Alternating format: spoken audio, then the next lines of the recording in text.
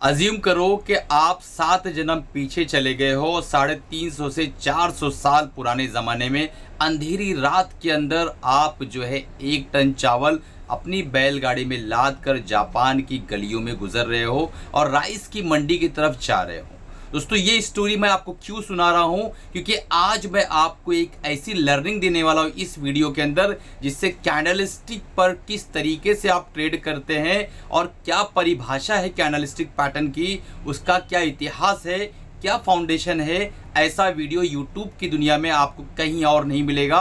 तो लास्ट तक देखिए, बहुत ही डीप और बहुत ही अच्छी लर्निंग मैंने इस वीडियो के अंदर आपको दी है। तो अगर चैनल को अभी तक सब्सक्राइब नहीं किया, सब्सक्राइब कर लो, बेल बटन दबा दो ताकि जब भी इस तरीके के वीडियोस बने आप तक पहुंच सके और आप उससे फायदा उठा सके। दोस्तों, तो चलिए स्क्रीन पर और देखने की कोशिश करते हैं कि जापान की तारीख गलियों में आपके राइस का क्या होता है। यूट्यूब पर इस तरीके का वीडियो शायद ही आपको मिले, इस तरीके की लर्निंग शायद ही कहीं आपको दिखाई दे।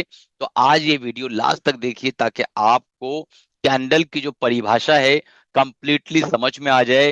कैंडल क्या होता है, किस तरीके से होता है, फॉर्म कैसे होता है, इसके पीछे क्या हिस्ट्री छुपी हुई है और क्या कैंडल वाकई पूरे मार्केट को दर्शाता है।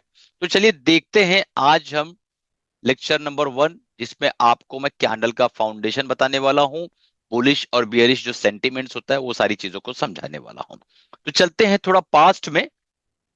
बहुत अंधेरी रात है और आप जो है 7 जन्म पीछे चले गए हो। आपका जो है 7 जन्म पीछे जब आप जाओगे तो लगभग 400 साल 350 साल पीछे चले जाओगे और चाइना में आप पैदा हुए हो। और 400 साल पहले एक अंधेरी रात में आप जो है अपनी बैलगाड़ी से धीरे धीरे धीरे धीरे राइस की मंडी की तरफ चल रहे हो। आप जो है अपनी बैलगाड़ी में कई टन जो है राइस जो है लोड करके और राइस की मंडी की तरफ बढ़ रहे हो, ये सोचकर खुशी खुशी अपने गांव से निकले हो चाइना के अंदर कि यहाँ पे जापान के अंदर यहाँ पे हम जाएंगे और अपनी मंडी में जाके राइस को सेल करेंगे और कुछ मुनाफा बना के अपने घर लौटेंगे और अपने माता पिता को कुछ ना कुछ चीजें दिलाएंगे और खुशी से जिंदगी गुजारेंगे। तो आप धीरे धीरे आप पहुंचे मंडी की तरफ। दौड़ता हुआ एक ब्रोकर आपके पास आया और आपकी भरी हुई बैलगाड़ी देखकर उसने पूछा, भाई कहाँ जा रहे हो? तो आपने फरमाया कि भाई मैं राइस लेकर आया हूं, ये राइस लेके मैं मंडी में जा रहा हूं और मंडी में जाकर मैं राइस को बेचूंगा और कुछ मुनाफा बनाऊंगा। तो उसने बताया कि भाई जा तो रहे हो लेकिन आपको ये पता है कि मंडी में मार्केट जो है कितने प्राइस पे क्लोज हुई है, राइस की प्राइस? बोले क्या हुआ, कितने पे बंद हुई है? तो बोले 23 रुपए पे बंद हुई मार्केट की प्राइस। तो वो बोलता है 23 रुपए पे बंद हुई है, क्या बात कर रहे हो?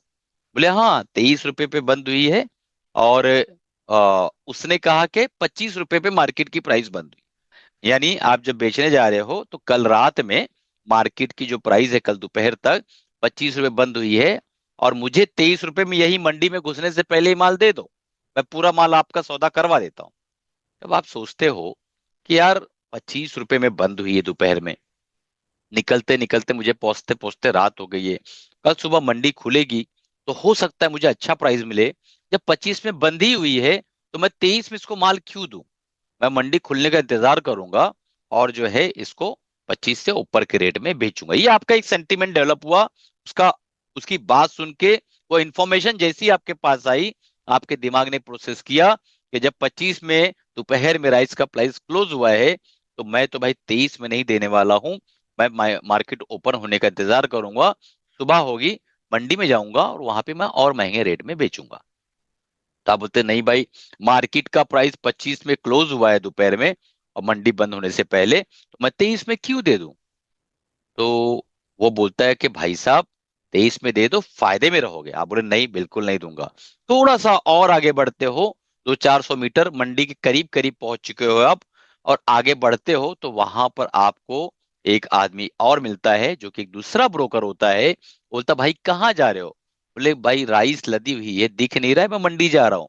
बोले हाँ वो तो दिखाई दे रहा है, लेकिन आप जो है मुझे दे दो, किस प्राइस पे दोगे? तो आप बोलते हो 26 के प्राइस पे।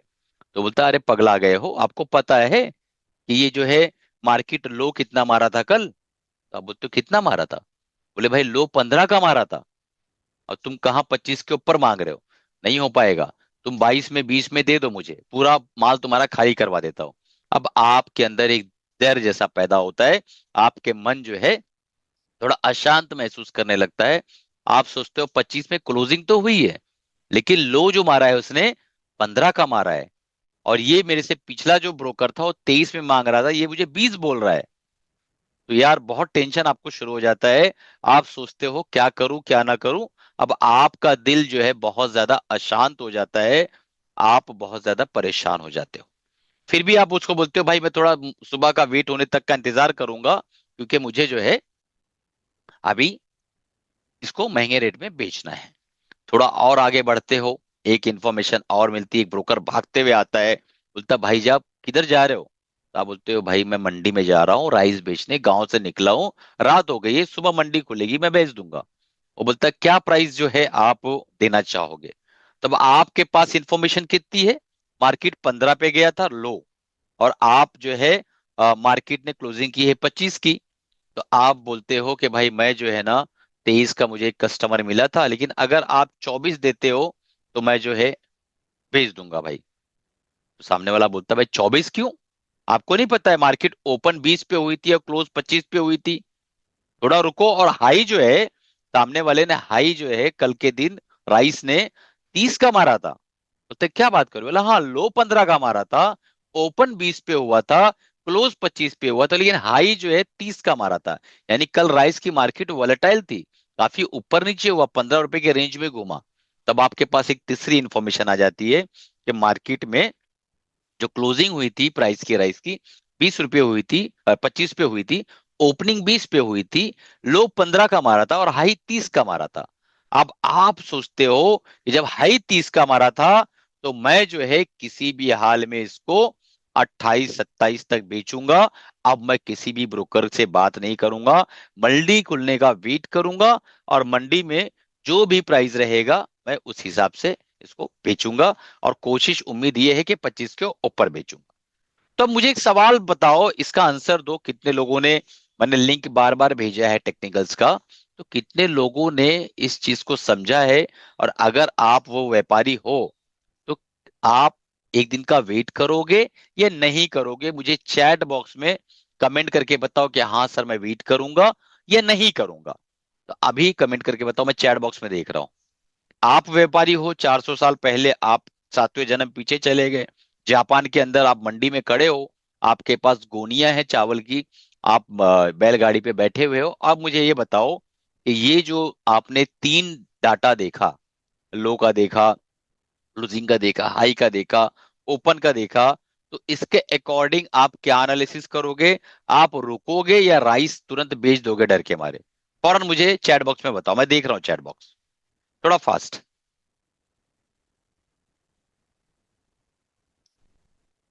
गुलाब भाई आंसर दो। चलो मैं देता हूँ आंसर।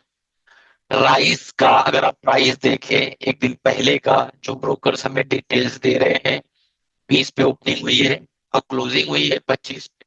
इसका मतलब लो तो गया है 15 पे और हाई भी 30 पे गया है, प्राइस वॉलेटाइल रहा है, लेकिन ओपनिंग 20 पे और क्लोजिंग जो है आपकी 25 पे हुई है। तो लोअर ओपनिंग और हायर क्लोजिंग हो तो एक तरह का डोमिनेंस होता है बायर्स का, और जो हमारी कैंडल बनती है वो ग्रीन बनती है। यहाँ पे एक ग्रीन कैंडल बनी हुई है जो आपको ये संकेत दे रही है कि भाई अभी हम लोग रुक सकते हैं, इतना ज्यादा जरूरी नहीं है तुरंत अर्जेंट बेचना, तो अभी हम रुक कर काम करेंगे। ठीक है, कल मंडी ओपन होने का वेट करेंगे, जो भी प्राइस रहेगा उसके अकॉर्डिंग काम करेंगे, क्योंकि आज के दिन जो है बुल जो है हावी थे, यानी जो बायर्स थे वो हावी थे, और जो भी रेट पे माल मिलता गया नीचे गया इंट्राडे के अंदर, नीचे प्राइस गया राइस का, लेकिन 20 पे ओपन हुआ और 25 पे क्लोजिंग हुई है ग्रीन कैंडल, एक डोमिनेंसी के साथ बायर्स ने इसको क्लोज कराया और बुल्स ने इसको क्लोज कराया। तो अब चलते हैं और देखने की ये कोशिश करते हैं कि आपको अगर मैं ये कहूं कि जो कैंडलस्टिक पैटर्न है वो कोई इंडिकेटर नहीं है, आपका इमोशनल बिहेवियर है, तो आप एग्री करोगे। करोगे क्यों करोगे, क्योंकि जैसे ही आपके पास इंफॉर्मेशन धीरे धीरे आती गई, आपके इमोशंस फ्लक्चुएट्स होते गए, आपके इमोशंस ऊपर नीचे होने लगे।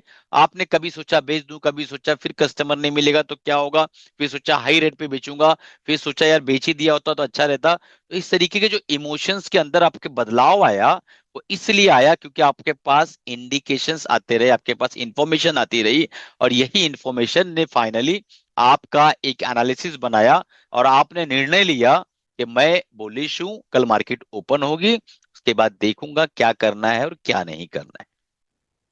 दोस्तों, जब डॉक्टर के पास ईसीजी आता है, ऐसी ऐसी लाइनें होती है, उस लाइन के अंदर वो क्या पढ़ता है, आखिर उस लाइन में उसे क्या दिखाई देता है, ऐसी क्या चीज दिखाई देती है इन लाइनों के अंदर जो पढ़ता है और बोलता है आपको हार्ट अटैक आया है, आपका राइट बंडल बंडल ब्लॉक है, आपका वेंट्रिकुलर फेलियर है, आपका जो है अटैक आया हुआ है, क्या चीज उसको दिखाई देती है? वो जो है पुराने इंफॉर्मेशंस को उठाता है कि ऐसा ऐसा हुआ था, तो ऐसा ऐसा हुआ था, यानी ये पैटर्न दिखा तो उसको इन हार्ट अटैक आया था, ये पैटर्न दिखा तो राइट बंडल ब्रॉन्च ब्लॉक था, ये पैटर्न दिखा तो वॉल के अंदर खराबी थी, ये पैटर्न दिखा तो इस तरीके से था। तो वो जो है डॉक्टर इंटरप्रेट करता है कि इस तरीके की चीजें ईसीजी में दिखी, तो ये चीजें हार्ट के अंदर हो रही हैं। जब आप किसी डॉक्टर के पास जाते हो, तो आपका साल 200 300 साल 30 साल 25 साल पहले क्या आप देखते थे? डॉक्टर्स क्या देखता था? आपका यूरिन टेस्ट करता था, आपका बीपी ऑपरेटर्स लगाता था, और आपका जो है नब्ज देखता था, और एक्सरे देखता था। तो उस एक्सरे में, उस यूरिन टेस्ट में, उस ब्लड टेस्ट में, उस जो है ईसीजी में वो क्या देखता है? वो सिर्फ यही देखता है कि ये डाटा मेरे पास आया है, और पास्ट में इस तरीके का जब जब प्रॉब्लम आया था, तब तब ये बीमारी आई थी। यानी व्हाइट सेल्स कम हुए थे, प्लेटलेट कम हुए थे, डब्ल्यूबीसी डाउन गया था, जब ये प्रॉब्लम आई थी तो इसको ये डेंगू, इस मलेरिया, ये शिकायत थी। तो वो डाटा देखता है, डाटा के हिसाब से पास्ट डाटा से मैच करता है कि पास्ट में जब जब ये डाटा आया था, उस पेशेंट को क्या क्या बीमारियां हुई थी। तो इस तरीके से एक इंटरप्रिटेशन होता है।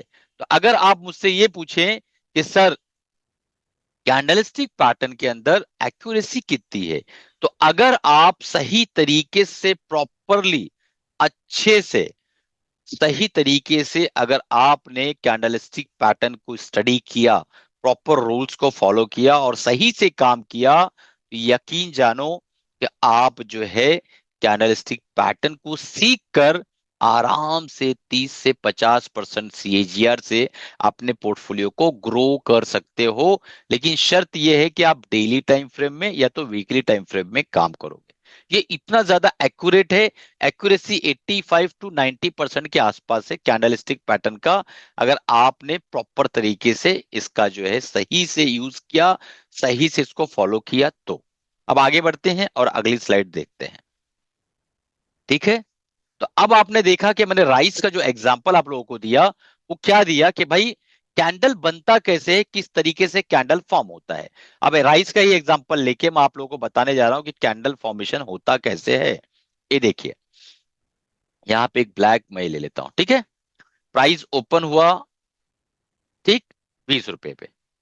राइस का जो प्राइस था मंडी पे, जापान की मंडी में 400 साल पहले, वो 20 रुपए में राइस प्राइस ओपन हुआ जब मंडी ओपन हुई। उसके बाद प्राइस इंट्राडे में थोड़ा ऊपर गया होगा, फिर थोड़ा नीचे आया होगा, ठीक है। फिर नीचे आते आते आते ये 15 रुपए पे आ गया, ये 15 रुपए पे आ गया, ठीक है। और उसने क्लोजिंग दर्ज कराई, धीरे धीरे ऊपर गया, और 25 रुपए पे उसने क्लोजिंग दर्ज कराई, 25 रुपीज पे। और फिर कुछ बायर्स ने महंगे में भी लेना चाहा, सोचा कि 30 में भी मिलेगा तो चलेगा, तो इसने हाई 30 का बनाया, ठीक है।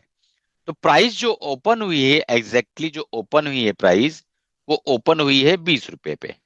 लेकिन इंट्राडे में, यानी जब मंडी में भाव ताव हो रहा था, लोग आ रहे थे, ले रहे थे, जा रहे थे, तो कुछ लोगों ने बार्गेनिंग करके इसको 15 रुपए तक भी लेकर आया। लेकिन बायर्स इतने ज्यादा डोमिनेंट थे, बायर्स इतने ज्यादा पागल थे कि मुझे लेना ही लेना है राइस को आज किसी भी हाल में। उसको धीरे धीरे रेट को बढ़ाते हुए ये ऊपर की तरफ लेके गए, और 30 रुपए तक उन्होंने बाय किया। अब अंदाजा लगाओ, इतना ज्यादा डोमिनेंसी, जस्ट अज्यूम करो, हाइपोथेटिकली सोचो कि एक राइस का प्राइस 15 रुपए से 30 रुपए पे चलाता है इंट्राडे के अंदर, कितना ज्यादा डोमिनेंसी रही होगी। बायर्स की, कि वो पागलों की तरह किसी भी हाल में लेने को तैयार थे, किसी भी प्राइस पे लेने को तैयार थे। क्या आपने ऐसा स्टॉक मार्केट में नहीं देखा है? कितने सारे स्टॉक्स हैं जो पागलों की तरह लोग बाय करते हैं, करते हैं, करते हैं, करते हैं, करते हैं, और पी वैल्यू इतनी ज्यादा हो जाती है, और उसके बाद अचानक से वो स्टॉक 25, 30, 40, 50% तक का धड़ाम से जो है महीने, 2 महीने, 3 महीने में गिर जाता है। और लोग कहते हैं कि सर हम अटक गए थे, प्लीज मुझे यहां से निकालो, क्या करें? अरे भाई साहब, पहले देखो तो सही कि क्या हो रहा है उस स्टॉक में, क्या चल रहा है उस स्टॉक में। कहीं बायर्स जो है इंसेन तो नहीं हो गए, पगला तो नहीं गए हैं? कहीं वो लोग जो है फोमो के शिकार तो नहीं हो गए कि उसी राइट्स को 15 में भी बाय किए, फिर 16 में बाय किए, 17 में बाय किए, 18 में बाय किए, 19, 20, उसके बाद 21, 22, 25, 30 तक के बाय करते चले गए। अरे राइस है कि सोना है भाई? उसकी कोई एक वैल्यू होती है कि नहीं? एक एवरेज वैल्यू निकालना रहता है कि नहीं, कि भाई ये प्राइस पे हमको बाय करना है। तो यहां से जो कैंडल बनी, 20 पे ओपनिंग हुई और उसके बाद 25 पे जो इसकी क्लोजिंग हुई, तो यहाँ पे एक ग्रीन कैंडल फॉर्म हुई, और इस ग्रीन कैंडल को हम कहते हैं बुलिश कैंडल। ठीक है? तो यहां पर 20 पे ओपन हुआ, 25 पे क्लोजिंग हुआ, लो आया 15 पे और हाई आया 30 पे। ये आपका कैंडल फॉर्मेशन इस तरीके से होता है। जो बाजार में उतार चढ़ाव हो रहा होता है, उसी के अकॉर्डिंग जो है कैंडल का फॉर्मेशन यहाँ पे हो रहा होता है। तो अब हम चलते हैं और देखते हैं कि बुलिश कैंडल कैसी होती है और बियरिश कैंडल कैसी दिखाई देती है। ठीक है? देखो, सबसे पहले हम देख लेते हैं कि बॉडी किसे कहते हैं, कैंडल की बॉडी कैसे होती है। तो बुलिश कैंडल की जो बॉडी होती है, ये बिल्कुल इस तरीके से होती है। देखिए, ओपनिंग, ठीक है, ओपनिंग 20 पे, और उसके बाद धीरे धीरे ऊपर ये गया, क्लोजिंग कराया इसने 25 पे। तो अगर ओपनिंग लो हो और क्लोजिंग हाई हो, तो बुलिश कैंडलस्टिक फॉर्मेशन होगा। यानी ओपनिंग लो हो और क्लोजिंग हाई हो, बुलिश कैंडल जो है फॉर्म होगा। ओपनिंग लो हो, क्लोजिंग हाई हो, बुलिश कैंडल फॉर्म होगा। इसी तरीके से आपको रट्टा मारना है, याद करना है।